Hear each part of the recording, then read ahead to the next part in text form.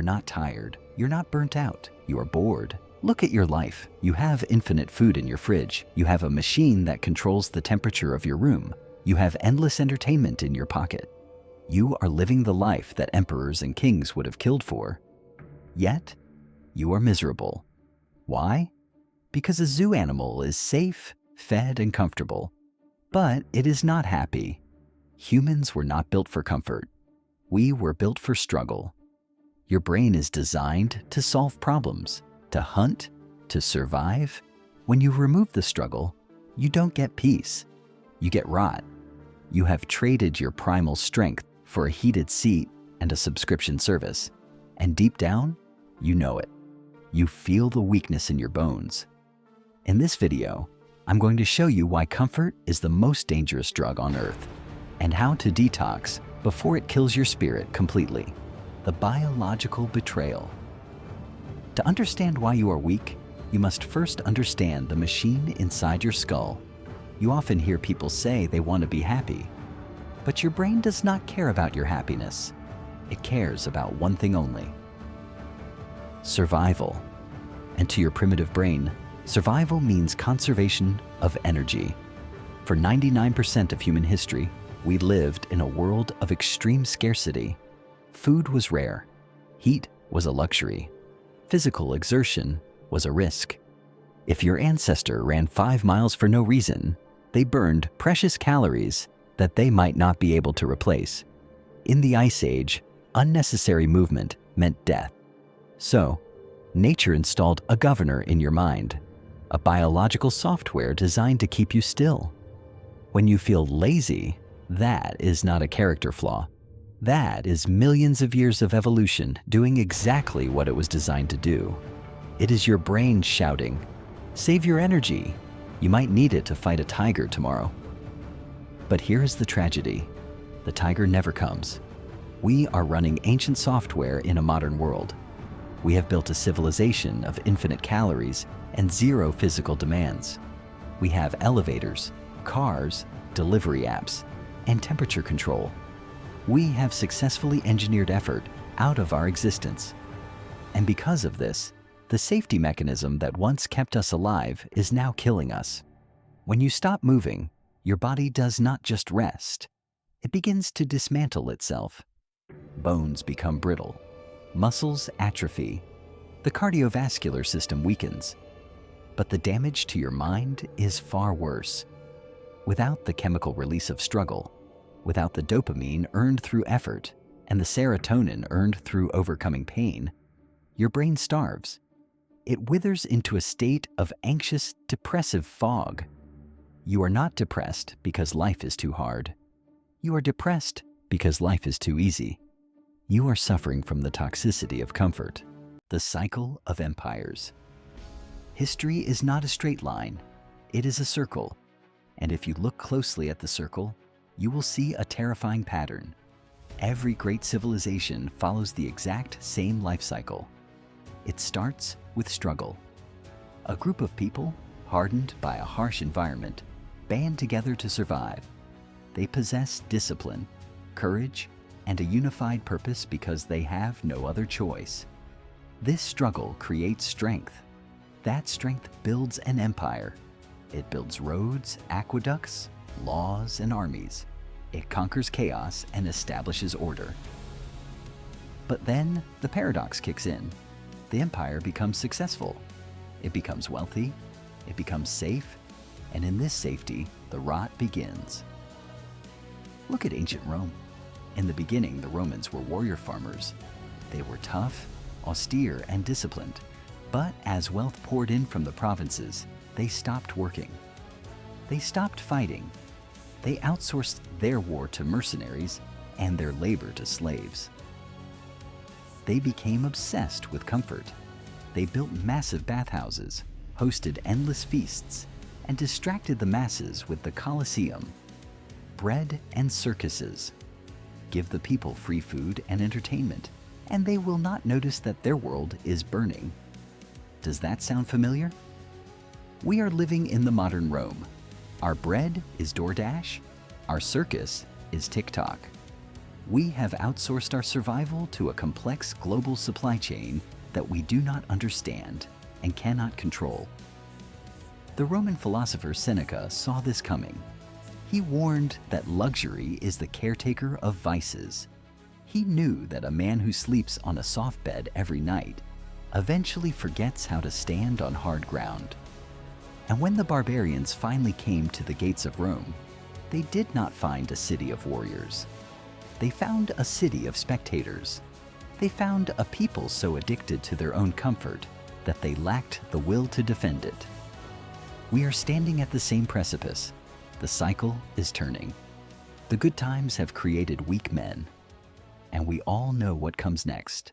The cheat code existence. Let me ask you a question. Why do you play video games? Why do you voluntarily choose to spend hours fighting a boss that kills you 50 times in a row? Why do you choose the hard difficulty? The answer exposes a fundamental truth about human nature. We do not actually want things to be easy. We want them to be earned. Imagine a game where you press start and immediately win. The credits roll and you get the trophy. Would you play that game? No. You would hate it.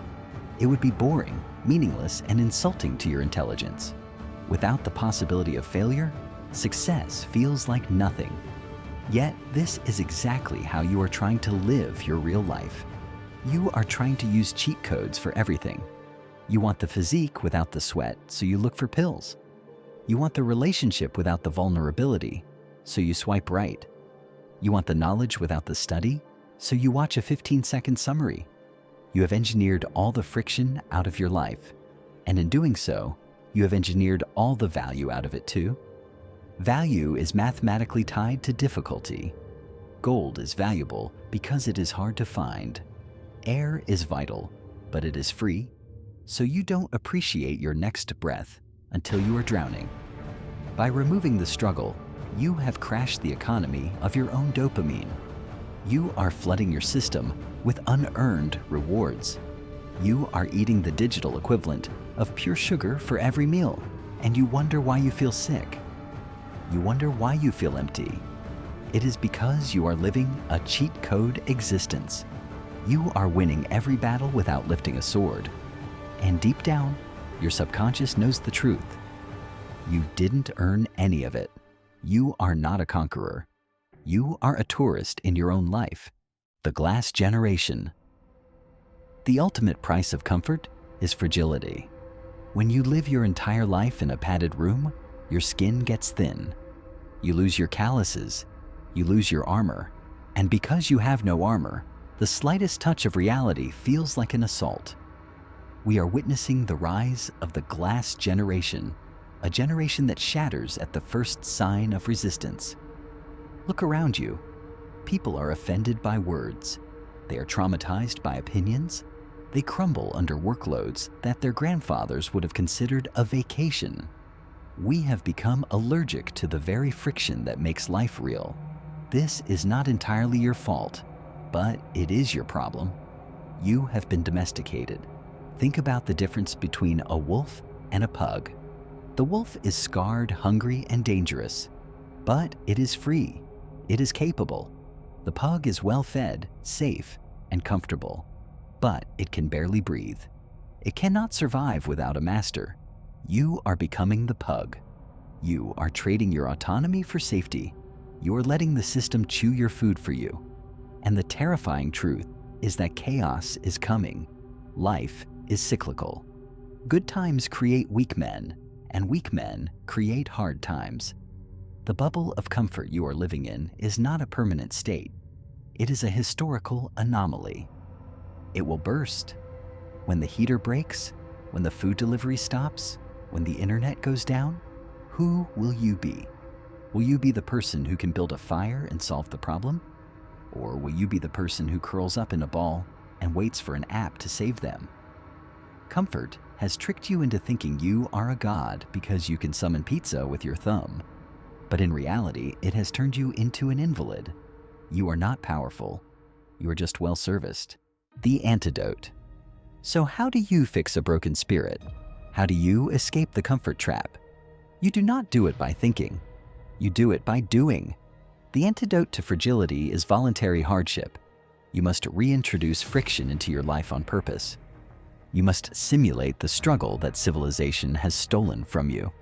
This is the philosophy of the Stoics, the Spartans, and every great generation in history.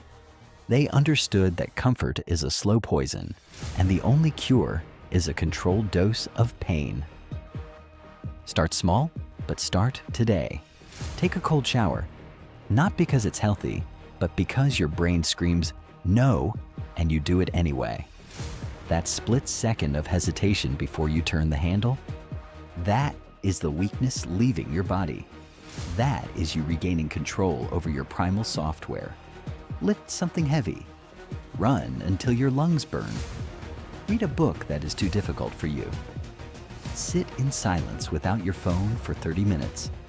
These are not just habits, they are rituals of reconstruction. Every time you choose the hard path over the easy path, you are callousing your mind. You are building armor. You need to realize that you are both the marble and the sculptor. The chipping away is painful. It requires force. But it is the only way to reveal the statue inside. Do not pray for an easy life. Pray for the strength to endure a difficult one. The world will try to sedate you. It will offer you the soft chair, the sugary food, and the easy entertainment. Reject it. Step out of the zoo. Walk into the storm. Embrace the suck. Because on the other side of that suffering is the only thing that matters. A life that is actually yours.